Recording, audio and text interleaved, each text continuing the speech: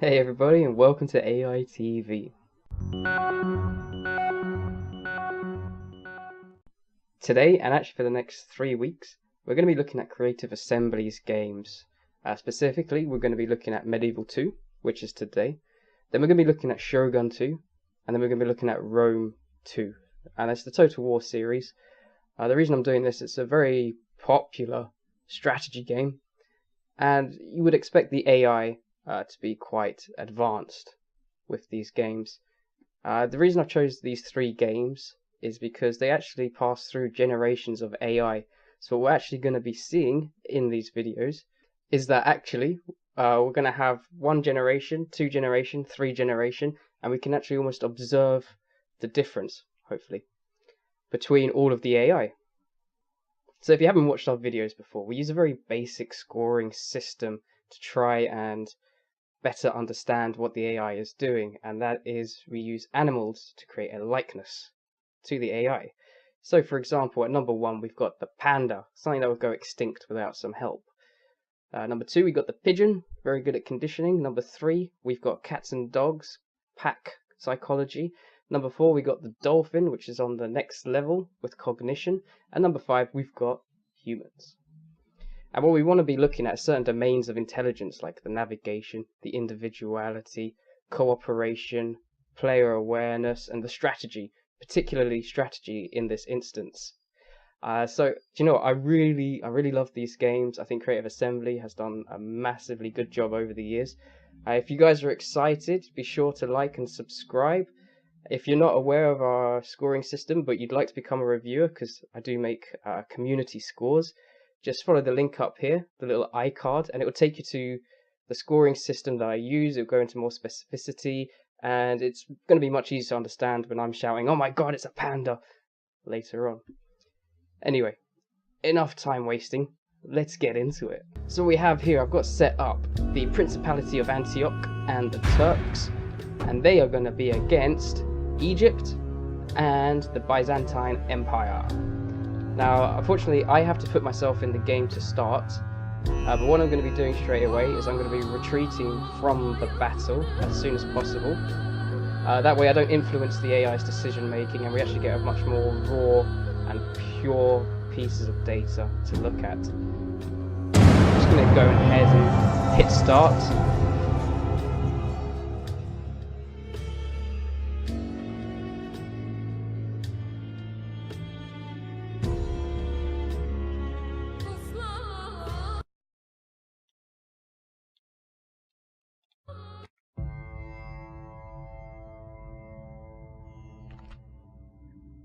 So if you haven't played the Creative Assembly game series of Total War before, at the start you actually get to place your units before you begin. So there's already an element of strategy straight away. You can see here the different areas of land that you can put it. So I mean, for example, one AI could put their units right here, and if I've got mine here, they can do a quick rush and get me. But as I said, I am withdrawing. I am a pacifist by nature, and I certainly don't want to start fighting the grand armies of these 4 empires with my simple horsemen. So I'm just going to shove them here. Then I'm going to start battle. Sometimes and I'm going to withdraw them straight away. Making it hard to discern. And once they retreat now, I can then move the camera forward and we can start seeing these armies as they meet.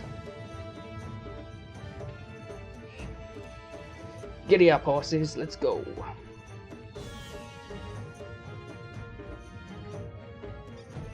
Oh, shameful day. Shameful. Our army's running from the field. We must rally our men before all is lost. And we are here. So we've already got 2 armies, the Antioch and Egypt, right next to each other. Lord have mercy, we've lost half of our men. We've lost all of our men. Don't Our worry, army is advisor. tiring. Now, I believe Antioch and Egypt are not on the same team. I think it was Antioch and the Turks, and it was the Egyptians and the Byzantine. if I recall.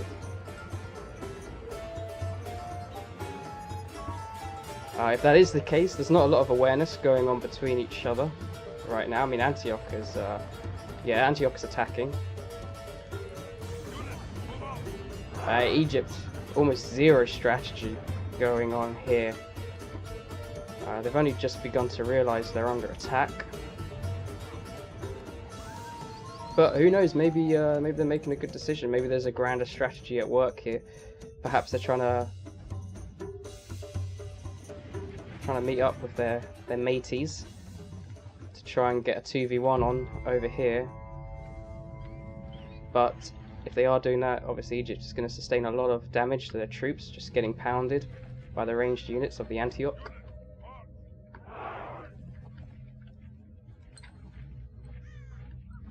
You can already see some bodies strewn across the floor. Yeah, they're not doing well. So we're already seeing straight away a panda-like intelligence from the Egyptians. But bearing in mind, this is the first gen of AI we're looking at. The two next episodes, we're going to be going up to the next tiers. And this is quite an old game.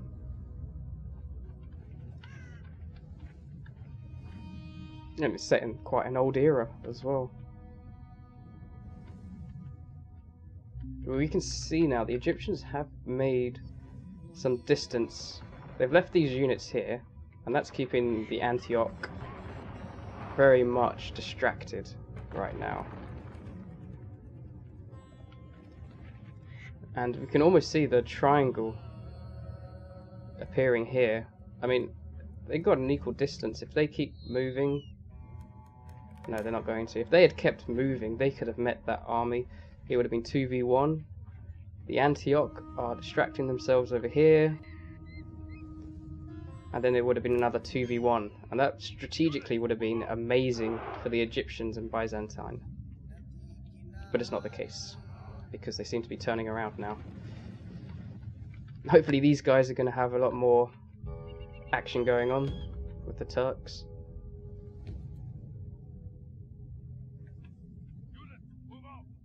Before this battle begins, guys, put in the comments below who you think is going to win here from what you've seen so far. I know what I'm putting my money on. It's going to be the Turks and the Antioch. I mean, if you just look at the initial casualties here.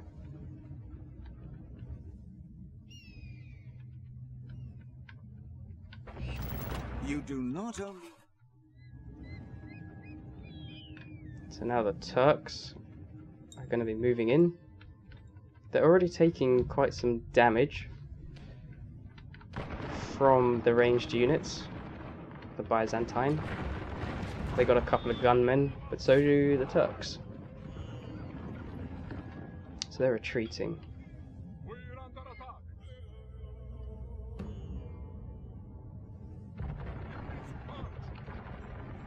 Looking at this, I was hoping that the Egyptians were going to join up with the Byzantine. They're not, so we're almost seeing again a panda-like cooperation between the two, and again with the Antioch and the Turks, panda-like cooperation. At the moment, individuality is not leaping out. It's very much non-existent. You can't observe, okay, this is the personality of the Egyptians, this is the personality of the Antioch. This is very almost basic AI at work here. So we've got Antioch. They're doing some sort of summoning around these trees. Maybe a demon lord is going to appear.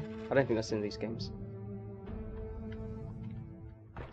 Oh, over here we actually have some battle going on. So what they've decided to do is they are meeting their ranged units together before charging with anything else. Which, depending on your outlook, is not the best strategy. to deal with that. I mean, if you've got cavalry, and at the start I gave every race a couple of horse units in the hopes that they would charge with them. I mean, if it was me and it was like this, I'd wait for them to fire their line, and then I would just rush the horses at them and try and take some of them down, and then switch these guys to attack over here while they're unhindered by the cavalry, and then same again. Once these guys are gone, move in. And it actually pays a lot. I know sometimes it's hard to know, like, why is knowing the AI important, or why is it important that they are as advanced as can be. Well, it's because just from observing this, you could see their behaviors, and I'm already formulating strategies that will, once I get into playing against them, I can pretty much dominate them, and there's not going to be much of a challenge. And the AI of a computer game really drives your like towards it. It's part of the immersion, because you go into the single player campaign, you're playing the custom battles to practice before you go onto online playing. And if they aren't challenging, once you get onto the online playing, you are gonna get wrecked, basically.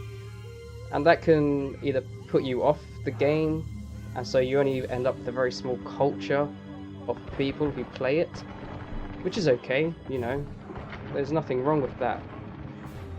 But you're always gonna have the same people against each other. So we've got Egypt and Antioch are properly engaged now. Unit versus unit. What have they got back here? Alright, so the placement's okay. Well, it looks like, unsurprisingly, Egypt are being completely destroyed. They're retreating. A lot of their units are being just swept under the rug. I mean, they split their army in two here, you can see. There's one group, there's their other group. Antioch, still one unit. And they can choose to come down here, wipe them out, which puts them at a much less efficiency rating, probably 60-65%. While these guys are still hanging around at the very least 85%. If you go back over here,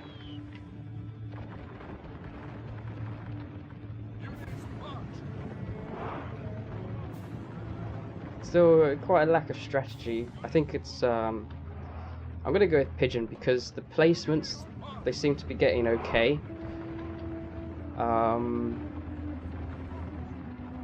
But there's no actual like strategical warfare going on. I mean, you want the top of the hill for ranged units, for example. Gives you a much better vantage point to hit your targets. You can actually do a function, like here with the cavalry, where they're running around in circles. But even with the small units as well, you can tell them to put greater distance between the lines, and that makes you much harder to hit by the ranged units. So if you come under fire from range, that's kind of what you want to do, because it decreases your total surface area on the front. If they expand themselves out, there's more gaps between them, and hopefully that's where the arrows land. But if you're all together and the arrow lands into that block, someone's going to get hit.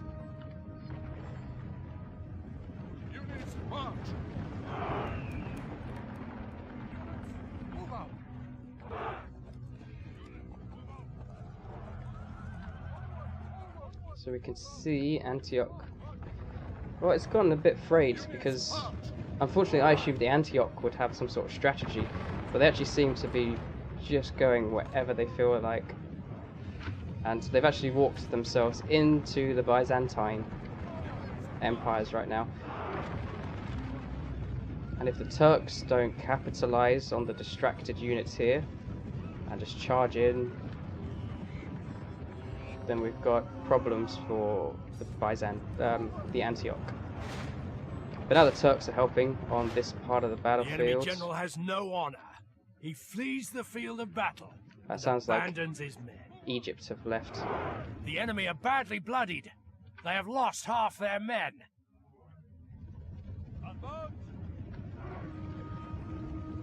I think that's a victory for the Turks. and the Antioch. They've done quite well there.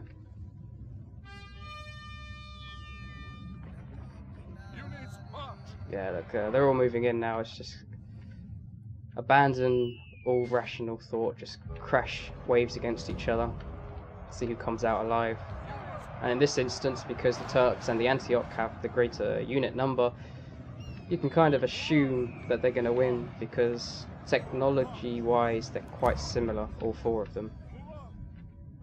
So there's nothing to make anyone stand out at this point.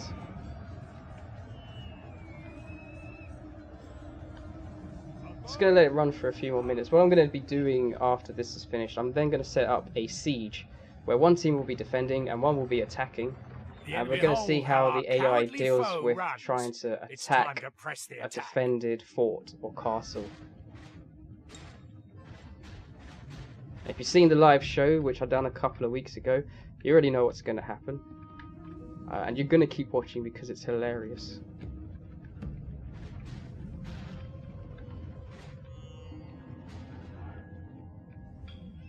But I think that's it. I mean, the Byzantine... yeah. Turks. And the Antioch at the top with a lot of kills. Yeah, that's definitely going. So I'm going to cut away now, guys. I'm going to bring it back once I'm ready to start the siege. And I'll see you there. Alright guys, we're back. I've just set up the siege now. And we're going to just go straight ahead and get started.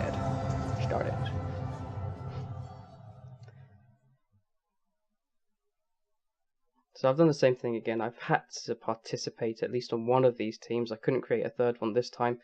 So what I've done is I've given myself minimal units. I'm going to retreat straight away and hopefully not influence too much of the decision making here to get that purely raw data for us. So we're going to get in a good position and start battle and withdraw. You have pressed the Yeah, we'll just leave those ballistas there. Why not? Or ballistae. Oh, shameful day. Our army's running from the field. We must rally our men before all is So lost. this is what I was saying before about if you watch my episode where I did this live on Twitch. My lord, our enemy has command of the city. Nothing happens. Essentially. I mean, we're going to be sitting here for a good 20 minutes before anything happens. So I mean, this is going to get panda. I mean, these guys attack very slowly. Lord have mercy, we've lost half of our men. And don't do an AI siege Our army on is Medieval tiring. 2. Your siege weapons have knocked through a section of the enemy's walls. Divert your heaviest troops to attack the breach. Make haste, or the defenders... Wow. Okay, something very different going on from the live show. Which is good. I'm happy to see this now. I'm glad I'm wrong. What we're seeing here is we've got some archer units on the battlements, and we've got some melee ready to defend that side. We're about to see it on the other side now as well. So what happens here with these guys? Not moving.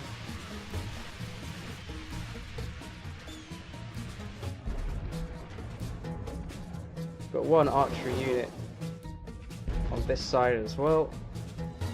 We've got these guys running away from the fight for some reason.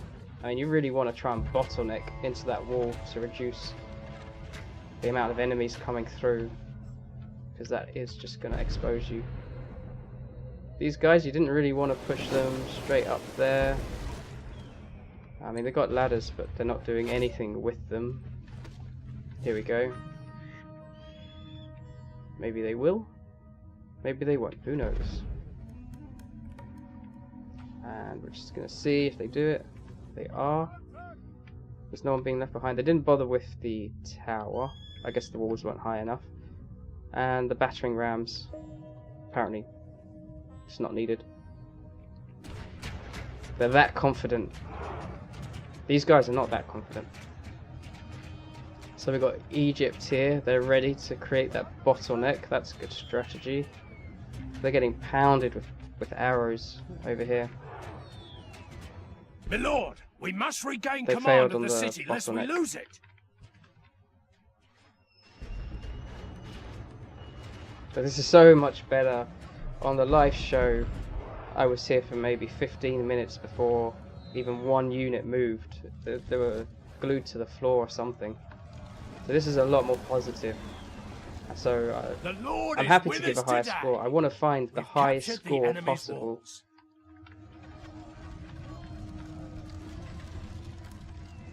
And if you've seen my shows before, I am quite harsh. The highest score I've given so far is StarCraft 2, followed by Black and White. That's fantastic AI. But even then, StarCraft 2 got 3 out of 5. So there's a lot of room for improvement to find this stuff. We've got guys doing nothing over there.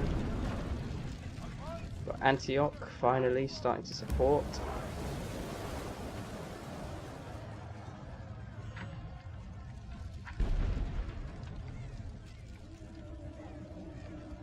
And we've got Turks are withdrawing. Their siege is failing. They're succeeding over here and taking out the archers, but they need to get down off the battlements.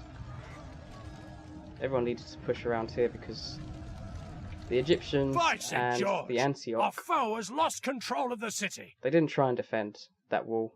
They could have just plundered all their units through there and caused havoc. And we're going to see over here with the Byzantine, they did, and they're being a lot more successful in their assault. So we've even got ones just, they're running around, they don't need to care about much.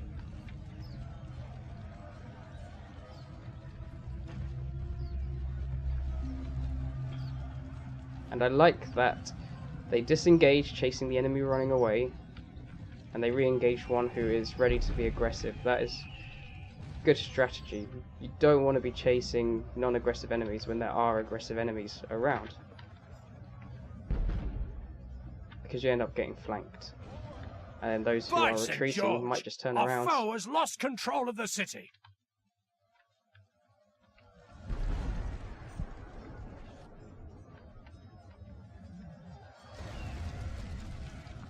So I think what I can take from here is that the castle is too much for the AI because the amount of damage, the amount of decision making that's required, it just it hangs up on itself. Press onward and break the spirit of his army. But here, with an easy to break into town, they've been a lot more aggressive, a lot more mobile. I've actually seen decisions happening, so that's good.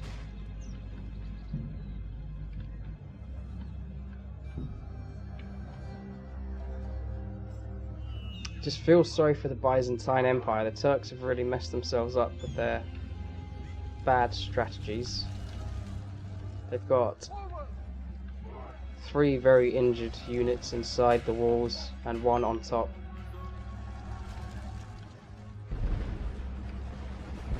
And it's only really there.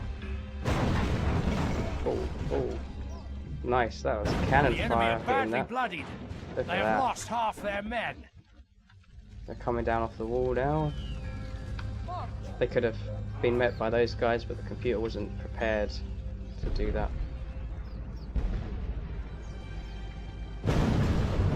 Smash! Wow. I mean, these games are so great, though. That when it works, and it's so good. Just watch this cannon fire. Just wow. Beautiful game. And you're going to see this again as we go on with Shogun 2 and Rome. Perfect games.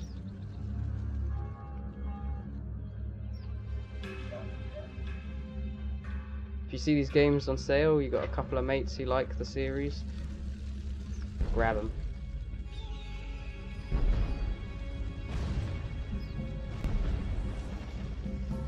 Ooh, that would have been painful if that hit someone.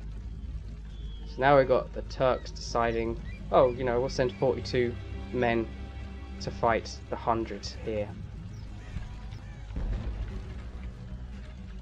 Enemy general lies dead. Good riddance to that Saracen desert dog. That'll teach him that's to the ride to war Egyptian on a pony. general gone.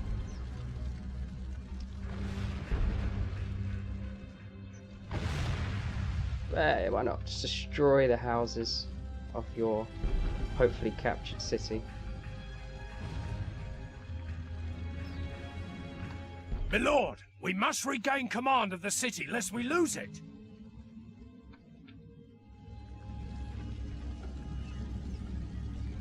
Heavy infantry, light infantry standing in the middle, not really offering any help to the archers who are now frontline attacking. It's not really what you want.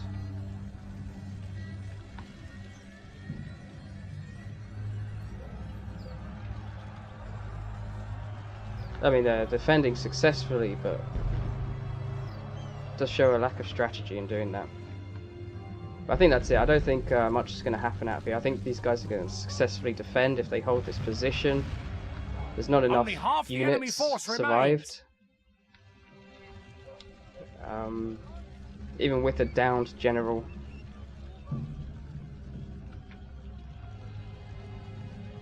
Yeah.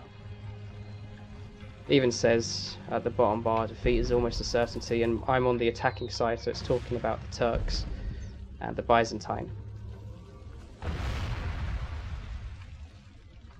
I think I'm going to call it there. I think that was a successful defense. So they got one back, one each in terms of victories.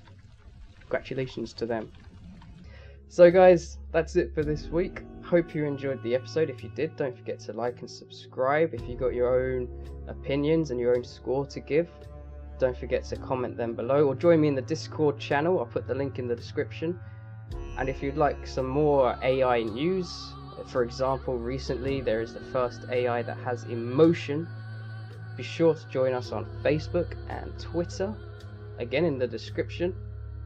Otherwise, I hope you have a really good day, and I'll see you next week.